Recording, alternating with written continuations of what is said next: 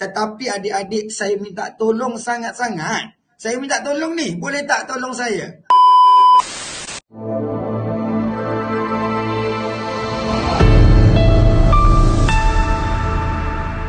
Tulis yang gramatis, kalau sebentar tadi, saya ada maklumkan kepada anda tip untuk menghasilkan ayat gramatis. Tetapi adik-adik, saya minta tolong sangat-sangat. Saya minta tolong ni, boleh tak tolong saya? Boleh tak tolong saya? Kalau boleh bantulah saya ya. Sebab apa, hari ini pertemuan kita sangat bermakna. Okey, awal lagi sudah. Hari ini pertemuan kita sangat bermakna. Kerana itu saya minta tolong kepada seluruh murid di negeri Johor. Sebab saya saya orang Johor. Saya nak memang kata orang murid-murid di negeri Johor ni dapat apa yang kita buat. Pastikan kamu jangan buat kesalahan-kesalahan. Kalau orang Jawa cakap, silly mistake.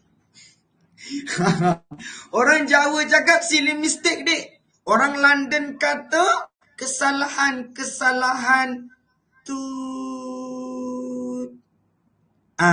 Kita tak nak buat. Pertama, apa yang kamu kena buat, adik-adik? Walaupun benda ini nampak ringkas dan juga ala cikgu, benda ini pun cikgu nak ingatkanlah. Sebab selalu kami nampak jawapan murid begini.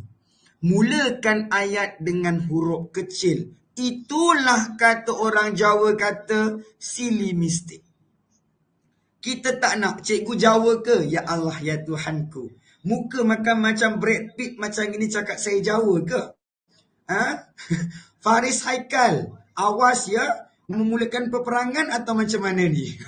Okey, pastikan kamu mulakan ayat dengan huruf besar. KN tu kena huruf besar. Okey, dan kemudian kena kenal pasti sama ada ayat tersebut kata nama am atau kata nama khas. Kalau saya kata sekolah, kata nama am.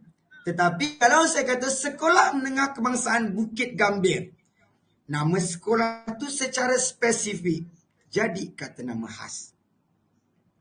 Okey. Saya nak uji budak-budak di negeri Johor. Boleh ke? Apa beza bahasa Melayu B huruf kecil dan bahasa Melayu B huruf besar? Tunjukkan kepakaran anda.